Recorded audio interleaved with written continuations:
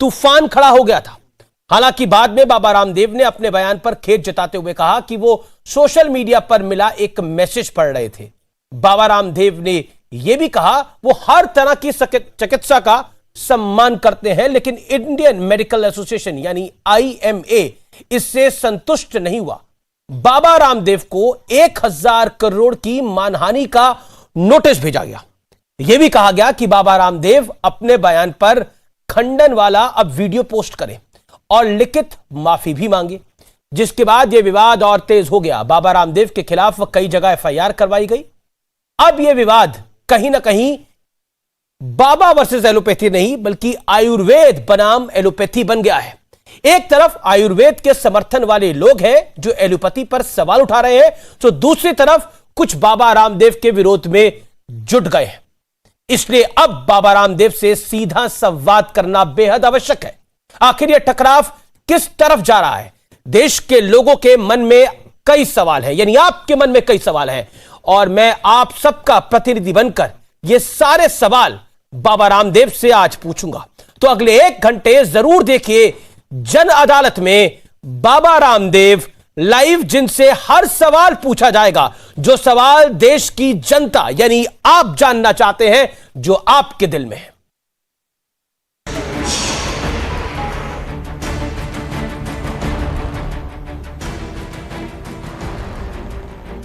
लाखों लोगों की मौत का कारण एलोपैथी है।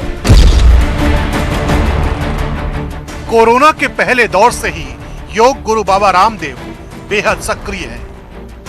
योग के जरिए कोरोना से लड़ाई को मजबूत बनाने के लिए बाबा रामदेव ने कई सुझाव दिए, जिनकी तारीफ भी हुई और लोगों ने अपनाया भी। लेकिन इसके साथ साथ विवाद भी चलता रहा। पहला विवाद हुआ पतंजलि की कोरोनिल को लेकर, जो पिछले साल जून में कोरोना की दवा के तौर पर लॉन्च हुई, लेकिन इसे कोरोना की दवा बताने पर जबरदस्त विवाद हो गया। बाद में आयुष मंत्रालय ने इम्यूनिटी बूस्टर दवा के तौर पर इसे हरी झंडी दी। हालांकि कोरोना काल में सबसे बड़ा विवाद बाबा रामदेव के हाल ही में दिए गए एक और बयान को लेकर हो गया है, जिसमें उन्होंने एलोपैथी को मूर्खतापूर्ण विज्ञान बता दिया। एलोपैथी एक ऐसी स्टूपिड और दिवालिया साइंस है, जितने लोगों की मौत हॉस्पिटल न जाने के कारण से हुई, ऑक्सीजन न मिलने के कारण से हुई है, उससे ज्यादा लोगों की मौत ऑक्सीजन के बावजूद हुई है, दवा एलोपैथी की दवा मिलने के बावजूद हुई है। लाखों लोगों की मौत का कारण एलोपैथी है। इस बयान पर बाबा रामदेव और एलोपैथिक डॉक्टरों के बीच जबरदस्त जंग छिड़ गई। डॉक्टर हर्षवर्धन ने पत्र लिखकर आपत्तिजनक बयान वापस लेने की मांग की, जिसके बाद बाबा रामदेव ने अपने बयान पर खेद जताया और कहा कि असल में उनका बयान एक व्हाट्सएप पर आधारित था। बाबा रामदेव ने यह भी कहा कि वो चिकित्सा की हर पद्धति का सम्मान करते हैं, लेकिन इंडियन मेडिकल एसोसिएशन ने खंडन वाला वीडियो और लिखित माफी की मांग करते हुए बाबा रामदेव को 1000 करोड़ रुपए का मानहानि नोटिस भेज दिया। दिल्ली से लेकर पश्चिम बंगाल और छत्तीसगढ़ में बाबा रामदेव के खिलाफ FIR भी करवाई गई। लेकिन अब यह मुद्दा कहीं न कहीं आयुर्वेद बनाम एलोपैथी बनता जा रहा है। स्वामी रामदेव जी ने कितना बड़ा योगदान इस देश को दिया है ना। आयुर्वेद के प्रति एक आशा बंधना प्रारंभ हुआ। रामदेव बाबा कोई संत महंत नहीं है, वो एक कमर्शियल और बिजनेसमैन है। रामदेव बाबा जिस तरह से लोगों को और भारत की आम जनता को एक तरह की गलत बातें बता रही है, जिससे आम आदमी का नुकसान हो सकता है। इसलिए आज बाबा रामदेव से संवाद और तमाम विवादों पर सवाल जरूरी है, क्योंकि पूरे देश के मन में कई सवाल उठ रहे हैं। इसलिए जनता के प्रतिनिधि बनकर अमीश देवगन बाबा रामदेव से सीधे सवाल पूछेंगे।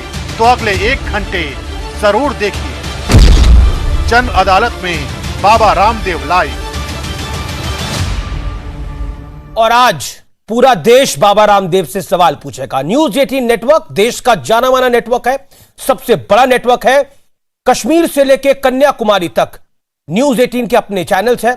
तो आज हमारे साथ कई संपादक भी जुड़ेंगे न्यूज 18 रीजनल चैनल्स के, जो कि सवाल पूछेंगे बाबा रामदेव से। और बाबा रामदेव इस समय जन अदालत में हमारे साथ लाइव और एक्सक्लूसिव मौजूद हैं। बाबा नमस्कार।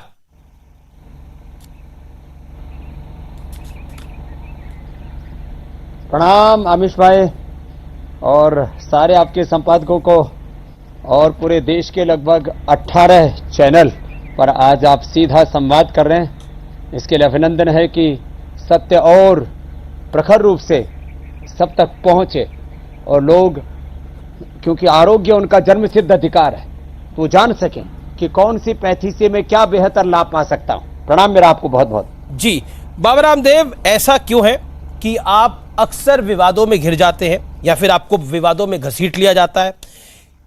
सवाल यह खड़ा होता है, जनता जनार्दन का प्रतिनिधि बनकर आज मैं आपसे सवाल पूछ रहा हूं, आप जानबूझकर ऐसे बयान देते हैं या फिर हंगामा खड़ा कर दिया जाता है?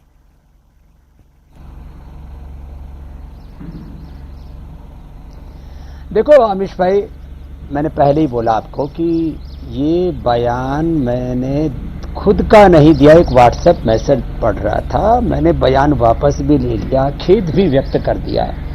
और मैं पुनः इस बात को दोहराना चाहता हूं, इस कोरोना की वैश्विक महामारी में जिन्होंने अपने प्राणों की आहुति देकर के दूसरों की जान बचाई, उन डॉक्टर, उन नर्सेज, उन सफाई कर्मचारी, उन ऑक्सीजन भेजने वाले उन गाड़ियों के ड्राइवर्स, उन सारे हेल्थ वर्कर्स के प्रति मैं नमन और कृतज्ञता पूर्वक प्रणाम निवेदन करता हूं। जहां तक बात रही कोरोना काल में देश सेवा की, तो आपने ये भी देखा है कि 5 लाख का 25 लाख का बिल बना और साथ में जो है अपने परिजन का शव मिला।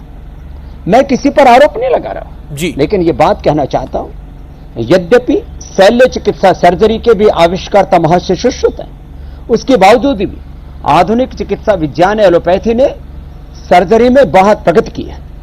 और मैं पूरे गौरव के साथ ही कहता हूं कि पूरी दुनिया में कहीं पर भी जो शल्य चिकित्सा का जो अद्यतन अनुसंधान हुआ है, लाइफ सेविंग ड्रग्स बनाए हैं एलोपैथ ने, मैं उसको गौरव देता हूं और मानवता के हित के लिए उसको जरूरी मानता हूं। लेकिन इन दो चीजों को छोड़ करके, लाइफ सेविंग ड्रग्स और सर्जरी को छोड़ करके, चाहे बीपी को क्योर करने की बात हो, चाहे हार्ट डिजीज को रिवर्स करने की बात हो, शुगर को क्योर करने की बात हो, अस्थमा, हेपेटाइटिस, लिवर सिरोसिस और तमाम तरह के इनक्योरेबल डिजीज, जेनेटिक डिजीज, यहां तक कि सिर दर्द से लेकर के पेट दर्द तक, हर बीमारी में 98% बीमारियों को हम योग, आयुर्वेद, नेचुरोपैथी, खान पान के जो हमारी जीवन शैली के तौर तरीके उनसे ठीक कर सकते हैं। इसमें आपत्ति क्या? मैंने 25 प्रश्न पूछे, अभी तक एक उत्तर नहीं आया, क्योंकि आने वाले शायद 25-50 सालों तक भी एलोपैथ उसका उत्तर न दे पाए, क्योंकि इनके पास बीमारियों का कंट्रोल तो है। योग, आयुर्वेद, नेचुरोपैथी की तरह इनके पास क्योर नहीं है, तो आपस में सहयोग करके आगे बढ़ना चाहिए। आयुर्वेद को हमेशा नीचा क्यों दिखाया जाता है? वो कह रहे हैं कि इनइक्विलिटी वो खराब माना जाता है, इनजस्टिस को, जी जी, अनटचेबिलिटी को, लेकिन ये क्यों हो रहा है आयुर्वेद के साथ? वो कह रहे हैं कि हम नीचा नहीं मान रहे आयुर्वेद को, बाबा रामदेव ने एलोपैथी को नीचे करके आका। आपका बयान जो मैंने सुना, जो मैंने पढ़ा और जिसके ऊपर आईएमए को बहुत एतराज भी है, क्या आपको लगता है कि आपने एलोपैथी को नीचे करके आका? आपने कहा कि बाबा रामदेव ने कहा कि सर्जरी कोई साइंस नहीं है बल्कि एक स्किल है।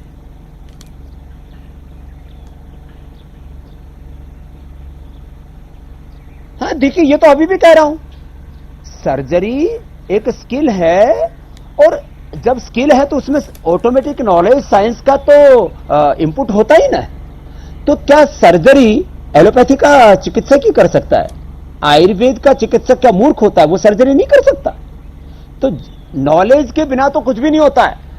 नॉलेज और साइंस का इंपुट सब जगह होगा, लेकिन सर्जरी आयुर्वेद का भी चिकित्सक कर सकता है। भारत सरकार ने कानून भी बना दिया, हम पतंजलि में भी सर्जरी करते हैं। लेकिन स्टूपिड साइंस है एलोपैथी। फिशर के लिए, फिस्टुला के लिए जो आप दुनिया के बड़े बड़े देश के बड़े बड़े हॉस्पिटल से लौट के आते हैं, उनको हम ठीक करते हैं। जी बाबा जी, क्योंकि आप कह रहे हैं कि आयुर्वेद भी एक साइंस है, लेकिन अगर हम बात करें एलोपैथ की, तो आप कहते हैं इसको स्टूपिड साइंस है। ऐसा क्यों कहा आपने?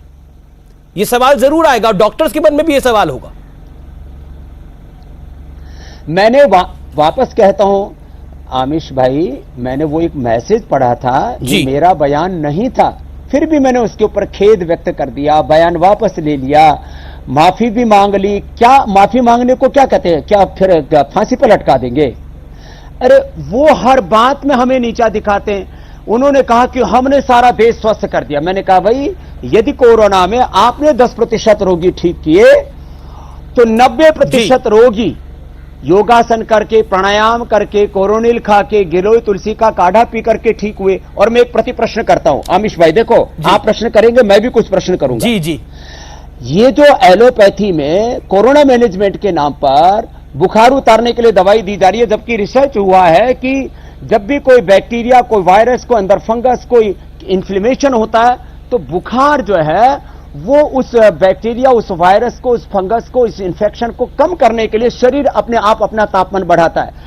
जो कोरोना मैनेजमेंट के नाम पर हम लोगों का बुखार उतारने के नाम पर पैरासीटामोल, क्रोसिन आदि दे रहे हैं, लोगों के को जो है हम एंटीबायोटिक्स दे रहे हैं, स्टीरॉइड दे रहे हैं, ओवरडोजेज उनकी दे रहे हैं, फिर जो है और तमाम तरह के रेमडेसिविर जो इबोला की दवाई है वो दे रहे हैं। क्या कोई क्लिनिकल कंट्रोल ट्रायल हुआ था कि ये कोरोना में दी जा सकती हैं? यदि नहीं हुआ तो क्यों दी जा रही है?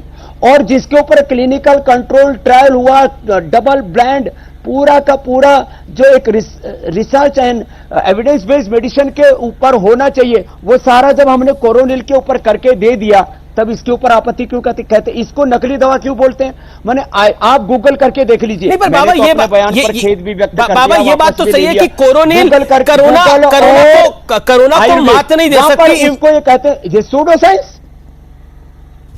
बाबा कोरोनिल को लेकर जो विवाद खड़ा हुआ, कोरोनिल ना कोरोना को खत्म नहीं कर सकती, लेकिन वो इम्यूनिटी बूस्टर दवा है जो आयुष मंत्रालय ने उसको अप्रूव करा।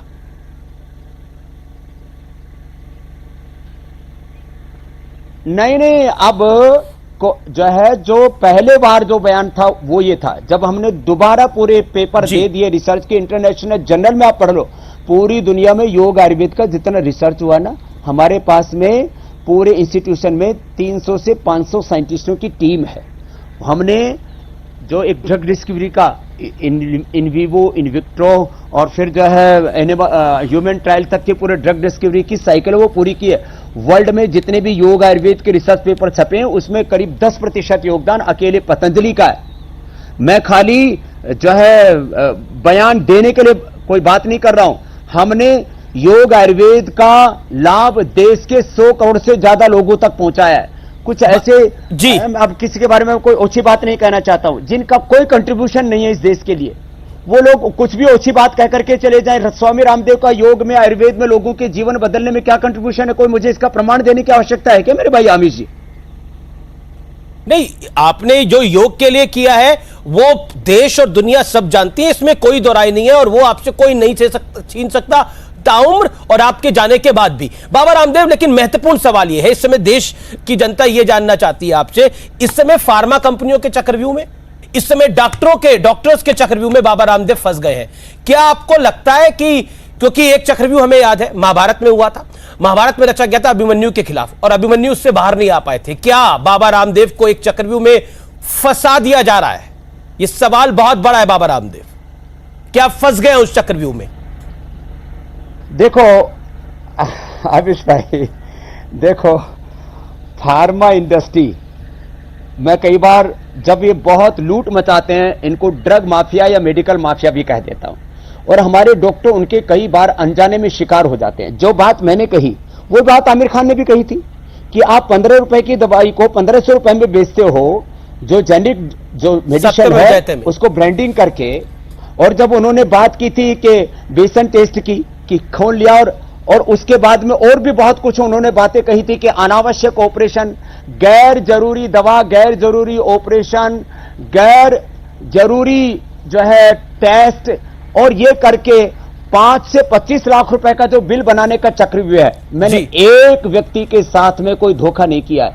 माना कि इस पूरी ड्रग इंडस्ट्री के पीछे लाखों करोड़ की दौलत है, लेकिन मेरे पीछे ताकत है सत्य की, साधना की, सेवा की, अनुसंधान की, और हमने परिणाम दिए। आज मैं एक एक बीमारी के लाखों करोड़ों लोग आपके सामने प्रस्तुत कर सकता हूं। मैंने इस देश का 100 करोड़ किलो से ज्यादा वेट कम किया है। मैंने लाखों लोगों का BP, sugar, thyroid, arthritis, asthma, hepatitis, liver cirrhosis, fatty liver cure किया है। और 10 दिन से लेकर के 1 महीने में, 1 सप्ताह से लेकर के 1 महीने में मैं बड़ी से बड़ी बीमारियों को चुनौतीपूर्वक ठीक करता हूं। और मैं डॉक्टरों से आह्वान करता हूं, आईएमए से लेकर के जो भी मॉडर्न मेडिकल साइंस से जुड़े हुए प्रोफेशनल्स हैं, मेरे पास आ जाएं। जिनको भी BP, sugar, thyroid, asthma, arthritis है, उनका मैं क्योर करके 7 दिन में, 10 दिन में, 15 दिन में वापस भेज दूंगा। कोई रहने खाने पीने का कोई उनसे चार्ज नहीं लूंगा। ये तो एक एक दिन का 5-5 हजार, 50-50 एक लोग फिर चार्ज लेते हैं। और किसी के पास यदि कोरोना के कारण से पैसे ना हो तो आने जाने का किराया भी दे दूंगा। 1000 डॉक्टर आ जाएं और जो मैं दावा करता हूं उनके पास तो BP, sugar, thyroid, asthma, arthritis, hepatitis, liver cirrhosis, fatty liver का क्योर नहीं है। हमारे पास क्योर है, मैं क्योर करूंगा। डॉक्टर भी तो इन बीमारियों से पीड़ित हैं। आ जाए ना। अनुभव किए स्वामी रामदेव, आयुर्वेद को झूठा बोलना, योग को झूठा बोलना, अपने पूर्वजों के ज्ञान परंपरा का उपहास उड़ाना। वो कह रहे हम उपास नहीं उड़ा रहे। अगर बाबा रामदेव के पास शक्ति है, सामर्थ्य है, तो आइए मैं कह रहे बाबा रामदेव पूरी कोरोना की महामारी का पूरा जिम्मा अपने ऊपर ले ले और सबको स्वस्थ कर दे। आप तो ये मानेंगे बाबा रामदेव, ये बीमारी बड़ी भीषण है और इस सेकंड वेव ने भारत के अंदर हाहाकार मचा दी। स्थिति बहुत खराब हुई। आपको पता है कितने परिजन, कितने लोगों के चले गए। संवेदनाएं सबके साथ है, लेकिन यह भी सत्य है। हाँ, ये कटु सत्य है।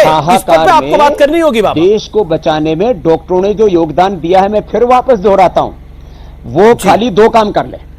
जो वेंटिलेटर पर पेशेंट हैं, जो ऑक्सीजन जिनको जो है आईसीयू में रखे हुए, आईसीयू वाले और वेंटिलेटर पेशेंट तो वो संभाल ले।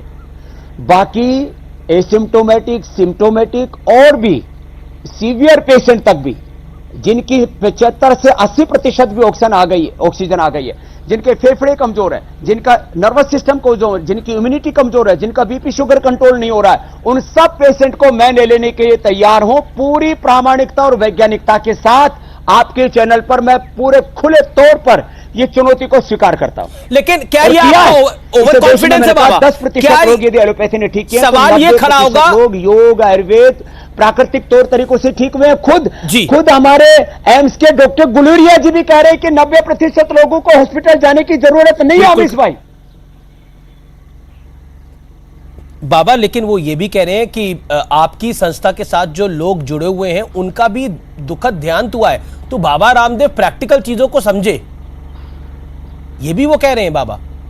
और क्या ये आपको ओवर कॉन्फिडेंस नहीं है, ये सवाल खड़ा होगा। तो देखो, मैंने माना। अच्छा ये बताओ, मतलब मैं तर्क, तथ्य, युक्ति, प्रमाण, साइंटिफिक एविडेंस के साथ रोगी ठीक करूं, सब रिसर्च करके, और योग research based, innovation, evidence based योग आयुर्वेद की बात करूं, तो ये अप्रामाणिक कैसे? जहां तक किसी एक व्यक्ति की मौत की बात करते हैं, माना कि किसी भी की भी मौत बहुत दुखद होती है। अब डबल वैक्सीनेशन के बाद क्या डॉक्टर्स की मौत नहीं हुई?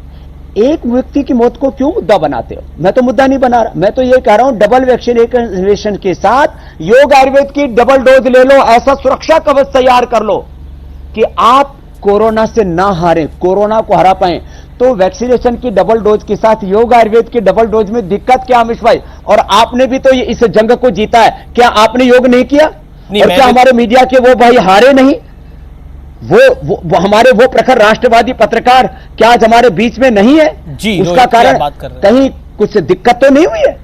आपसे ही पूछता हूं, आपने क्या किया था अमीश भाई? नहीं, मैं तो मानता हूं कि जब मुझे कोविड हुआ था तो मैंने योगा को करा था और ब्रीदिंग एक्सरसाइजेस करी थी। मेरे तो गले में भी दिक्कत हुई थी, आपको पता है बाबा, 1 साल पहले। उसके बाद भी मैंने ब्रीदिंग एक्सरसाइजेस करी थी, मैंने दवाई भी ली थी, मैंने एलोपैथी दवाई भी ली थी, जिसका मैं सम्मान करता हूं, लेकिन मैंने योगा भी करी थी। इसमें कोई दो राय नहीं है, सांच को आंच नहीं है। जो सत्य है वो मैं हर मंच पे खड़ा होकर बोल सकता हूं। लेकिन मैं ये भी कहता हूं कि डॉक्टर्स का भी बड़ा योगदान है इस लड़ाई के अंदर, जिन्होंने अपनी जान को गंवा दिया है। लेकिन मैं मान रहा हूं, मैं उसको सम्मान देता हूं जी, और मैं ये कहता हूं कि ये मिलकर के लड़ाई लड़ो। हमारे तो ऋग्वेद का संदेश है संगच्छध्वम संवदध्वम। लेकिन और ये आईएमए पूरे मेडिकल साइंस का रिप्रेजेंटेशन नहीं करता है। ये तो अंग्रेजों के समय का बनाया हुआ एक एनजीओ है, ये कोई बहुत बड़ी लीगल ऑर्गेनाइजेशन नहीं है। ये तो साबुन, टूथपेस्ट, आप आईएमए का जाकर के पूरा इतिहास खंगालो। ये क्या, ये पेंट को, बल्ब को, ये साबुन को, टूथपेस्ट को, ये प्रमाणित करने वाली संस्था कहां से आ गई भैया? और इनके पास कौन सी रिसर्च लेबोरेटरी है? इनके पास क्या साइंटिफिक सेटअप है?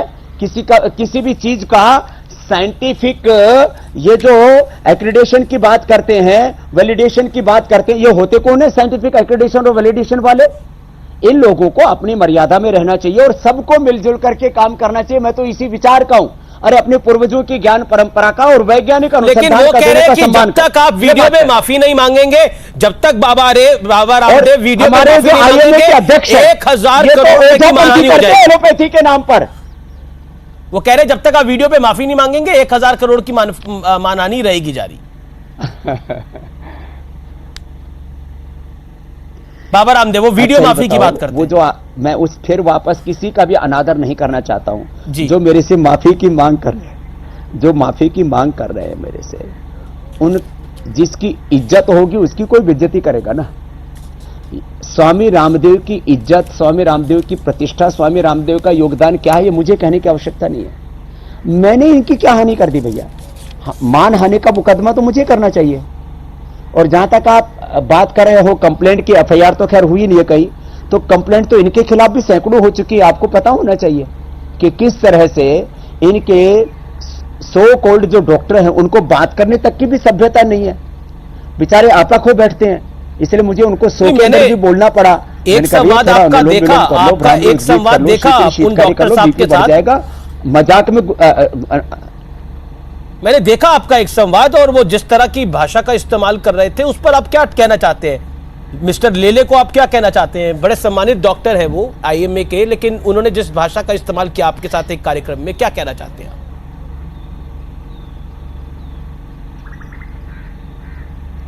लेले जी का कोई ट्विटर अकाउंट मेरे पास तो 25 उनके मैसेज भेजे हैं, कोई उसको पढ़ लेगा तो वो तो एलोपैथी के नाम पर कलंक है बेचारे। दूसरी बात, इनके जो अध्यक्ष हैं वो कहते हैं कि ये अनुकूल समय है एक मजहब विशेष का संदेश घर घर तक पहुंचाने का, कि जो झाड़ फूक करके, ऐसे पानी के छींटा मार करके जो एक ढोंग आडम्बर पाखंड अंधविश्वास करते हैं, तो एलोपैथी को ओझापैथी बनाने में क्यों तुले हुए हैं? और मैं वापस कह रहा हूं, इस देश के वो डॉक्टर जो सच में, चाहे वो हमारे एम्स के अंदर हैं, चाहे वो और हमारे दूसरे ऐसे बड़े बड़े सरकारी गैर सरकारी हॉस्पिटल हैं, जो प्रामाणिक डॉक्टर हैं, जो शालीन हैं, जो अपने पूर्वजों की ज्ञान परंपरा का सम्मान करते हैं, जो खुद भी योग करते हैं, मैं ऐसे करीब 90% अच्छे डॉक्टरों का सम्मान करता हूं। वो सच में मानवता के लिए एक भगवान का वरदान है। लेकिन जो एलोपैथी के नाम पर लूट खसोट करते हैं, एलोपैथी को भी बदनाम करते हैं, ऐसे डॉक्टरों का तो मतलब मुझे तो लगता है आईएमए वालों को खुद ही इनिशिएटिव लेकर के, जो इनके अध्यक्ष हैं और जिनके सो कॉल्ड जो इनके महामंत्री आदि हैं, इनको तो बर्खास्त करके किसी योग्य व्यक्ति को अपने इस एनजीओ का अध्यक्ष बनाना चाहिए और उनको महामंत्री बनाना चाहिए। नहीं तो ये आईएमए का मुझे लगता है इसकी गरिमा ही खत्म कर डालेंगे। मैं आचार्य बालकृष्ण का एक ट्वीट को पढ़ता हूं। उन्होंने बोला, पूरे देश में क्रिश्चियनिटी में कन्वर्ट करने के षड्यंत्र के तहत बाबा रामदेव जी को टारगेट करके योग और आयुर्वेद को बदनाम किया जा रहा है। देशवासियों, अब तो गहरी नींद से जागो, नहीं तो आने वाली पीढ़ियां तुम्हें माफ नहीं करेंगी। क्या कहना चाहते हैं? क्योंकि इसको कहीं ना कहीं एक धर्म विशेष से जोड़ने की कोशिश हो रही है, जैसा आचार्य बालकृष्ण का आरोप है। देखो, ये जो इनके आईएमए के अध्यक्ष हैं ना, उनके वीडियो इतने वायरल हो रखे हैं कि इसके ऊपर तो कोर्ट ने अभी इनको सम्मन तक भेज दिया है। मेरे भाई अमित जी, ये मैं नहीं कह रहा हूं, कोर्ट ने सम्मन भेज दिया कि आप एक डॉक्टर होकर के, एक किसी ऑर्गेनाइजेशन के प्रेसिडेंट होकर के किसी कन्वर्जन के लिए आप लोगों को कैसे प्रोत्साहित कर सकते हैं। स्वामी रामदेव ने किसी का मजहब नहीं बदला। हाँ, मैंने जीवन बदला लोगों का, मैंने लोगों को स्वास्थ्य दिया, उनको सुख दिया, समृद्धि दी, शांति दी, रोजगार दिया, मैंने उनके जीवन में एक डिवाइन ट्रांसफॉर्मेशन दिया, मैंने करोड़ों लोगों की दवाइयां छुड़ाई, उनको 99% लोगों को मैं कहता हूं मैं ऑपरेशन से, दवाओं से मुक्त करता हूं, साथ में बीड़ी सिगरेट शराब नशा से भी मुक्त करता हूं। ये राष्ट्र निर्माण का काम है, जीवन निर्माण का काम है। ऐसे काम करने चाहिए। इस तरह की चीजों से हमें बचना चाहिए जो आईएमए के अध्यक्ष करते हैं। ये बहुत शर्मनाक है और उसके लिए कोर्ट ने उनको सम्मन भेजा है। अब आगे फैसला बहुत जल्दी होगा। बाबा रामदेव, क्या आपको लगता है ये पूरी लड़ाई जो है अब ये आयुर्वेद बनाम एलोपैथी की हो गई है, जिसमें दोनों विज्ञान है अपने अपने तरीके के, दोनों का सम्मान है, लेकिन इस लड़ाई को शुरू आपने करा है। आरोप आप पे ये है, अगर मैं आरोप की बात करूं तो आरोप ये है कि बाबा रामदेव ने इस जंग को शुरू करा और आईएमए कह रहा है अब खत्म हम करेंगे इसको।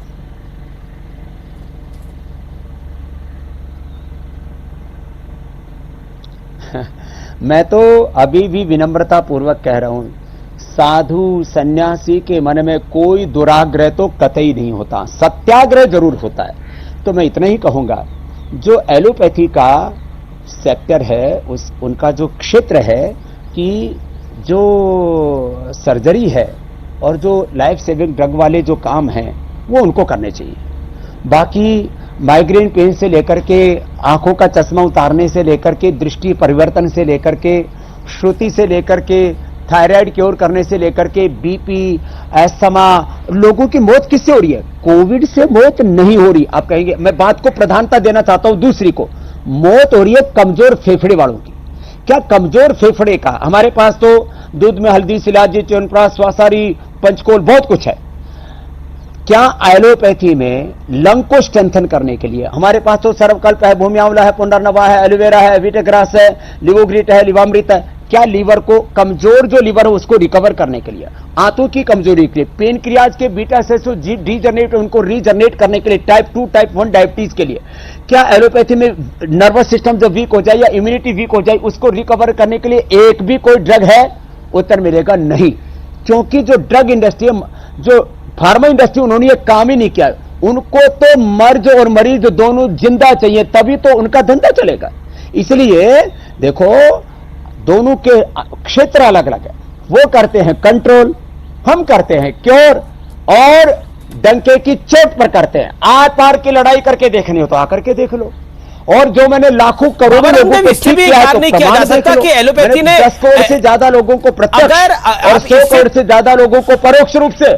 बाबा रामदेव, आप आयुर्वेद महान है, लेकिन एलोपैथी ने भी कई लोगों का ट्रीटमेंट करा है। अब किसी को कैंसर हो जाए, किसी को ट्यूमर हो जाए, किसी को ब्रेन हैमरेज हो जाए, तो तत्काल रूप से ऑपरेशन करना पड़ता है रोकथाम के लिए। उसका इलाज आयुर्वेद में कैसे हो पाएगा तत्काल प्रभाव से? आदमी को हार्ट अटैक हो जाए, तो मैं तो बोल ही रहा हूं, स्टंट डाल ले तो कैसे होगा? तो उसमें, उसके लिए तो एलोपैथी जरूरी है। में लाखों करोड़ों लोगों की पूरी दुनिया में एलोपैथी ने जान बचाई है।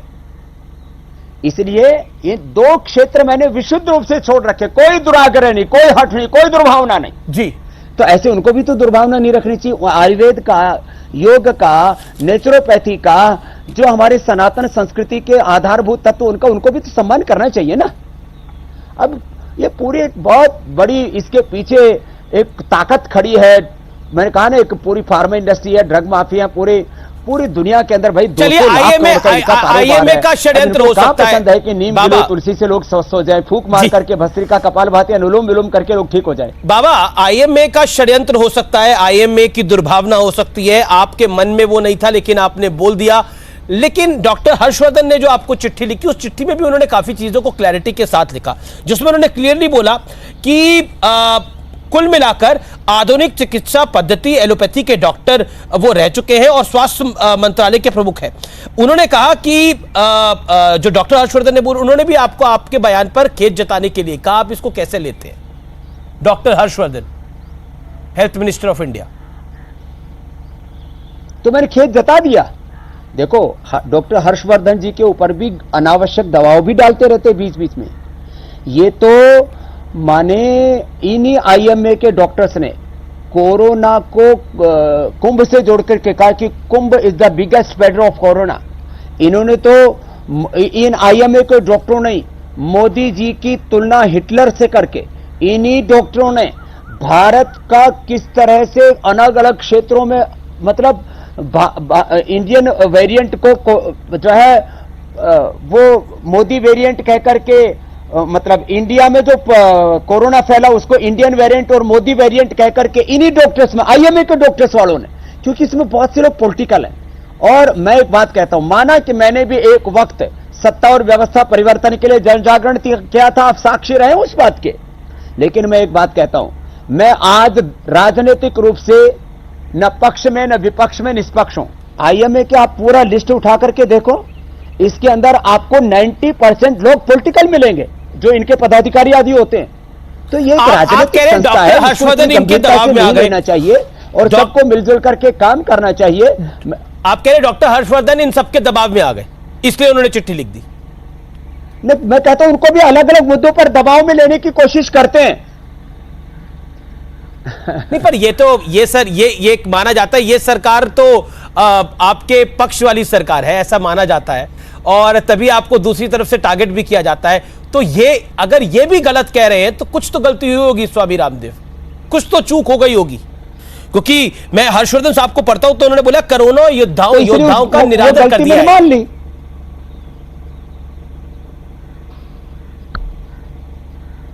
नहीं, देखो दरअसल क्या है, वो पूरी बात एक लाइन मेरा बयान निकाल दिया ना, उससे दिक्कत होगी। और मैंने कोई ऑफिशियल बयान नहीं दिया था, कार्यकर्ताओं के बीच में ऐसे बैठ करके बोल रहा था, किसी ने उसको फेसबुक लाइव कर दिया।